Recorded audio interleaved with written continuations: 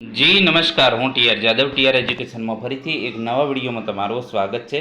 મિત્રો, જીએસઆરટીસી હેલ્પરની તૈયારી માટે અમારી ચેનલમાં ફ્રી વિડીયો લેક્ચર સિરીઝ શરૂ કરવામાં આવેલ છે, જેમાં ટેકનિકલ અને નોન ટેકનિકલ બંને પ્રકારના વિડીયો ડેલી બેઝ પર અપલોડ કરવામાં આવે છે. જેમાં 150+ વિડીયો બનાવેલા છે, જેની પીડીએફ પણ તમને તમામ ફ્રીમાં મળી જશે. તે માટે અમારી ટેલિગ્રામ ચેનલ અને વોટ્સએપ ગ્રુપમાં જોડાઈ જજો, જેથી કરીને તમામ તમને ફ્રીમાં મળી જાય. ટેલિગ્રામ ચેનલ અને વોટ્સએપ ગ્રુપની લિંક આપણે ડિસ્ક્રિપ્શનમાં મૂકી દઈશું, તો તેમાંથી તમે જોઈન થઈ જજો, જે આવનારી એક્ઝામમાં તમને ઘણો ફાયદો થશે. મિત્રો, આ વિડીયોમાં વાત કરીશું જીએસઆરટીસી હેલ્પર માટે ઉપયોગી જે ઓફિશિયલ સિલેબસ પ્રમાણે 1 નંબરનો જે ટોપિક છે એન્જિન વિશે, તો એનું થોડુંક બાકી રહી ગયું હતું. ઘણા મિત્રોનો ફોન મેસેજ આવેલા હતા કે સાહેબ 2 stroke 4 stroke CI diesel engine petrol engine એના વિશે થોડુંક સમજાવજો, અથવા તો એનો વિડીયો બનાવજો. તો તેના વિશે આપણે આ વિડીયોમાં 2 સ્ટ્રોક અને 4 સ્ટ્રોકનો તફાવત, સીઆઈ એટલે કે ડીઝલ એન્જિન અને SI petrol engine, spark ignition, compression ignition અને ડીઆઈ તથા આઈડીઆઈ એન્જિન વિશે, ઈસી એન્જિન, આઈસી એન્જિન વિશે તમામ એનો ડિફરન્સ વિશે ચર્ચા કરીશું, જે આવનારી એક્ઝામમાં 5 થી 6 માર્ક્સનું પૂછાય એવું છે. તો ચાલો મિત્રો, સ્ટાર્ટ કરીએ. તો 2 સ્ટ્રોક અને 4 સ્ટ્રોક સાયકલ વચ્ચેનો તફાવત, 2 સ્ટ્રોક સાયકલ અને 4 સ્ટ્રોક સાયકલ. તો 2 સ્ટ્રોકની વાત કરીશું. સક્શન, કોમ્પ્રેસર, પાવર અને એક્ઝોસ્ટ આ 4 ક્રમિક ક્રિયાઓ પિસ્ટનના 2 સ્ટ્રોકમાં પૂરું થાય છે, એટલે એને 2 સ્ટ્રોક કહેવામાં આવે છે. જ્યારે 4 સ્ટ્રોકમાં સક્શન, કોમ્પ્રેસર, પાવર અને એક્ઝોસ્ટ આ 4 ક્રમિક ક્રિયાઓ પિસ્ટનના 4 સ્ટ્રોકમાં પૂરી થાય છે. 2 સ્ટ્રોકનું એક સાયકલ ક્રેન્ક શાફ્ટના એક આંટામાં એટલે કે 360 ડિગ્રીમાં પૂરું થાય છે. મોસ્ટ આઈએમપી પ્રશ્ન છે, આ ખાસ યાદ રાખજો. 2 સ્ટ્રોકનું એક સાયકલ ક્રેન્ક શાફ્ટના એક આંટા એટલે કે 360 ડિગ્રીમાં પૂરું થાય છે. જ્યારે 4 સ્ટ્રોકમાં એક સાયકલ ક્રેન્ક શાફ્ટના 2 આંટા, આમાં ખાસ યાદ રાખવાનું 2 સ્ટ્રોકમાં એક આંટો, જ્યારે 4 સ્ટ્રોકમાં 2 આંટા એટલે કે 720 ડિગ્રીમાં પૂરું થાય છે.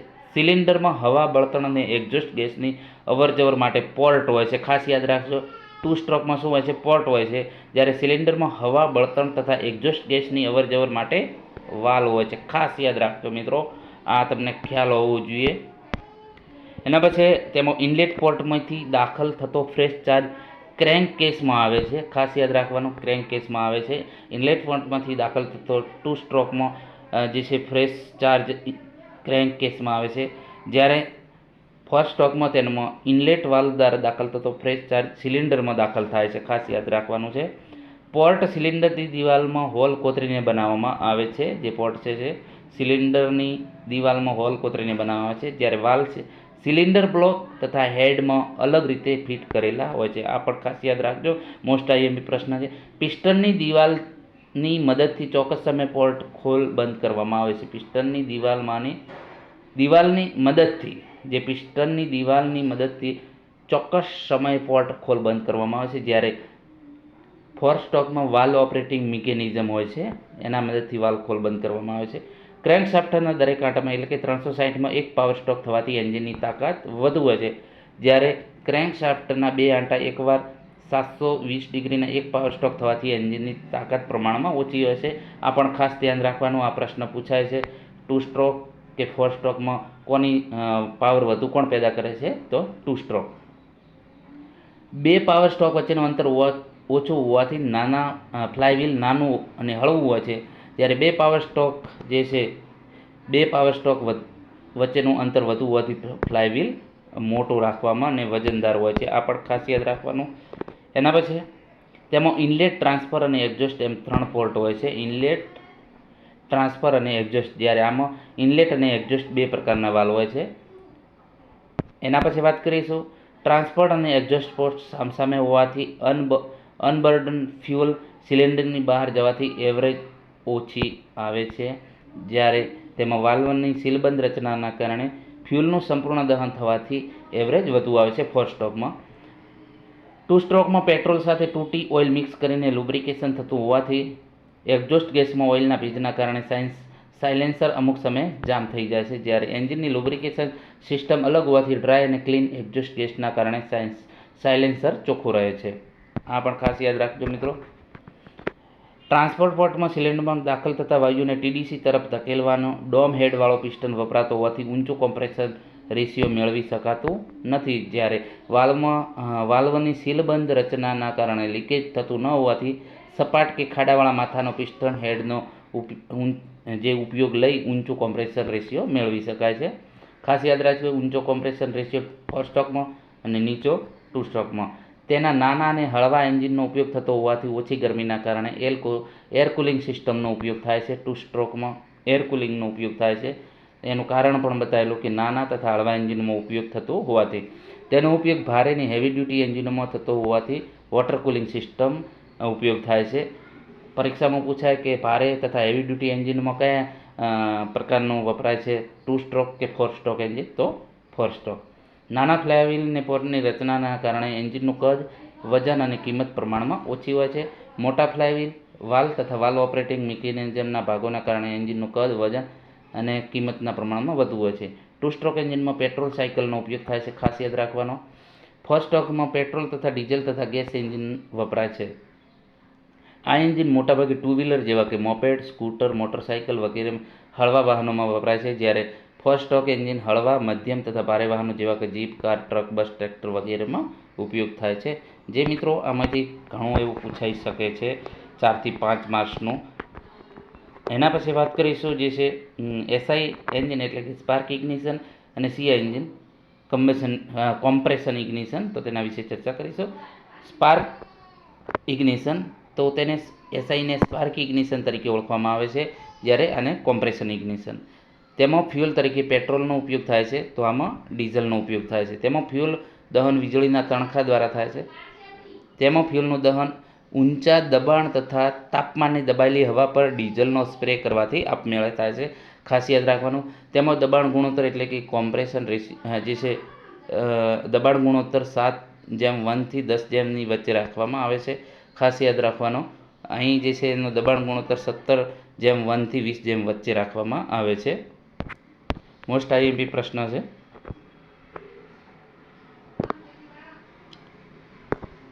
ખાસ યાદ રાખજો, આ જે છે કોમ્પ્રેશન રેશિયો છે, ખાસ યાદ રાખજો મિત્રો.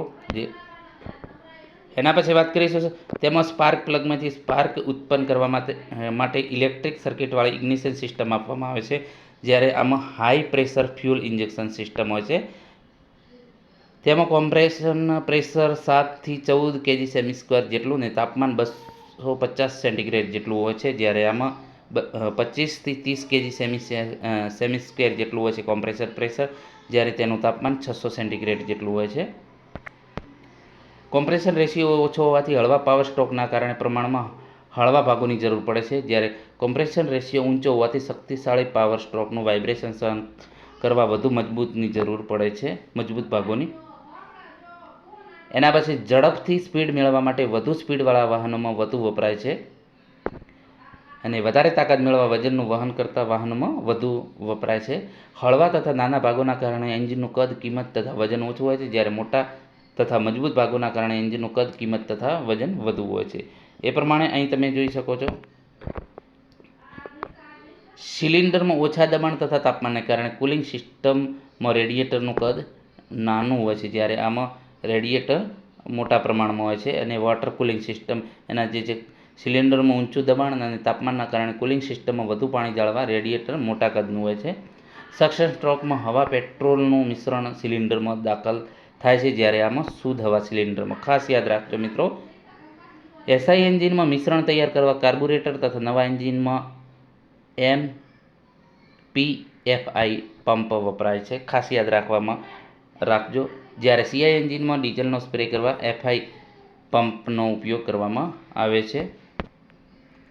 ઠંડી ઋતુમાં એન્જિન સરળતાથી શરૂ થઈ શકતું હોવાથી હીટર પ્લગની જરૂર પડતી નથી, જ્યારે આમાં ઠંડી ઋતુમાં એન્જિન શરૂ કરવા સિલિન્ડરમાં હવા ગરમ કરવા હીટર પ્લગની જરૂર પડે છે. 2 સ્ટ્રોક તથા 4 સ્ટ્રોક બંને એન્જિનોમાં ઉપયોગ લઈ શકાય છે, જ્યારે 2 સ્ટ્રોક એન્જિનમાં ઉપયોગ અવ્યવહારુ હોવાથી માત્ર 4 સ્ટ્રોકમાં, ડીઝલ ફક્ત 4 સ્ટ્રોકમાં આવે છે. એન્જિનની રચના સરળ હોવાથી જાળવણી ખર્ચ તથા લાંબા સમયાંતરે આવે છે, જ્યારે ફ્યુઅલ ઇન્જેક્શન સિસ્ટમની અટપટી રચનાના કારણે જાળવણી ખર્ચ વધુ આવે છે.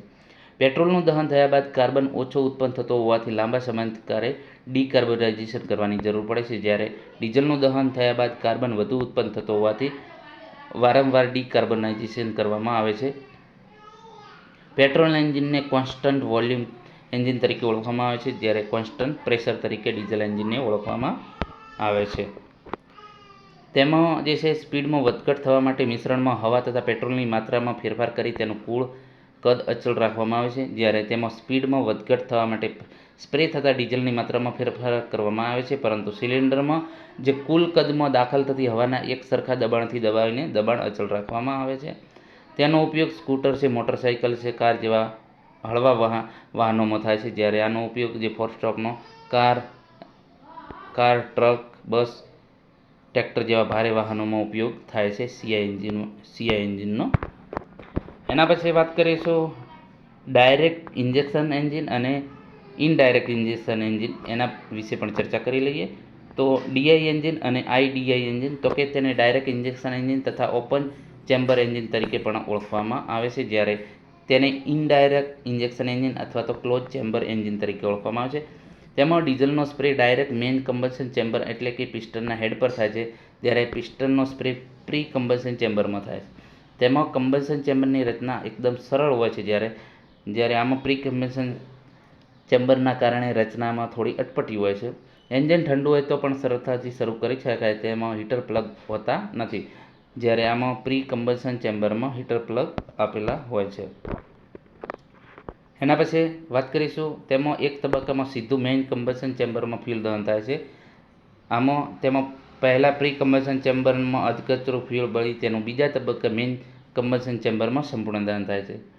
એના પછી આમાં ઊંચા દબાણ તથા તાપમાનને કારણે ઇન્જેક્ટર નોઝલ પર વધુ ઘસારો લાગે છે, જ્યારે પ્રી કમ્બશન ચેમ્બરમાં ઓછા દબાણે ફ્યુઅલ દાખલ થઈ શકતું હોવાથી ઇન્જેક્ટર નોઝલ પર ઓછો ઘસારો લાગે છે. તેમાં થર્મલ એફિશિયન્સી વધુ હોવાથી આખા સિલિન્ડરમાં ગરમીની વહેંચણી થાય છે. તો જ્યારે તેમાં ફ્યુઅલનું દહન 2 તબક્કામાં થતું હોવાથી મેઇન કમ્બશન ચેમ્બરનું તાપમાન વધુ હોય છે. હવે વાત કરીશું ઈસી એન્જિન અને આઈસી એન્જિન, એટલે કે એક્સટર્નલ કમ્બશન એન્જિન એટલે કે બાહ્ય દહન યંત્ર અને ઇન્ટરનલ કમ્બશન, તો તેના વિશે ચર્ચા કરીશું. તો કે ઈસી એન્જિન એટલે કે તેને એક્સટર્નલ કમ્બશન એન્જિન એટલે કે બાહ્ય દહન યંત્ર કહે છે, જ્યારે આઈસીમાં ઇન્ટરનલ કમ્બશન એન્જિન એટલે કે આંતરિક દહન યંત્ર કહે છે. તેમાં ફ્યુઅલનું દહન એન્જિનની બહારના ભાગે દહન કોઠી આવેલી હોય છે, જ્યારે તેમાં ફ્યુઅલનું દહન એન્જિનના સિલિન્ડરમાં આવેલી દહન કોઠીમાં થાય છે. ઈસીમાં તેમાં બળતણ તરીકે ઘન જેવું કે બળતણ લાકડું, કોલસો, લિગ્નાઇટનો ઉપયોગ થાય છે, જેમાં આઈસીમાં બળતણ તરીકે એલપીજીમાં પ્રવાહી પેટ્રોલ, ડીઝલ, કેરોસીન જેવા વાયુ, એલપીજી, સીએનજી જેવા ગેસનો ઉપયોગ થાય છે. બોઇલરમાં ગરમ થયેલા પાણીની વરાળને ઊંચા દબાણે એન્જિનમાં દાખલ કરતા પિસ્ટન ગતિ કરે છે, જ્યારે આમાં પિસ્ટનના હેડ પર ફ્યુઅલનું કમ્બશન થવાથી ધડાકાના કારણે ઉત્પન્ન થતા ધક્કાથી પિસ્ટન ગતિ કરે છે. પાણીને ગરમ કરી ઊંચા દબાણવાળી વરાળ મેળવવા માટે મોટા કદની પાણીની ટાંકીને દહન કોઠીના કારણે એન્જિનનું કદ અને કિંમત વધુ હોય છે, જ્યારે હવા અને ફ્યુઅલના મિશ્રણને ઊંચા દબાણે દબાવીને દહન કરાતું હોવાથી નાની દહન કોઠીના કારણે એન્જિનનું કદ અને કિંમત ઓછી હોય છે. ઘન બળતણના દહનના કારણે કાર્બન મેસ તથા ધુમાડો વધુ માત્રામાં ઉત્પન્ન થાય છે, તેથી કાર્બનની સફાઈ ટૂંકા સમયગાળામાં વારંવાર કરવી પડે છે, જ્યારે પ્રવાહી તથા વાયુના દહનથી કાર્બન તથા ધુમાડો ઓછો ઉત્પન્ન થવાથી સફાઈ લાંબા સમયાંતરે કરવાની જરૂર પડે છે. વધારે ધુમાડા તથા કાર્બનના કારણે વાતાવરણમાં પ્રદૂષણ પણ ફેલાય છે. નવો ધુમાડો તથા કાર્બનના કારણે વાતાવરણમાં પ્રદૂષણ ઓછું ફેલાય છે. પાણીની વરાળનું ઊંચા દબાણે ઉત્પન્ન થવામાં વધુ સમય હોવાના કારણે એન્જિન શરૂ કરી વાહનને તાત્કાલિક ગતિમાં લઈ શકાતું નથી, જ્યારે એન્જિન શરૂ કરી પિસ્ટનને ડાયરેક્ટ ધક્કો મળતો હોવાથી વાહનને તાત્કાલિક ગતિમાં લાવી શકાય છે.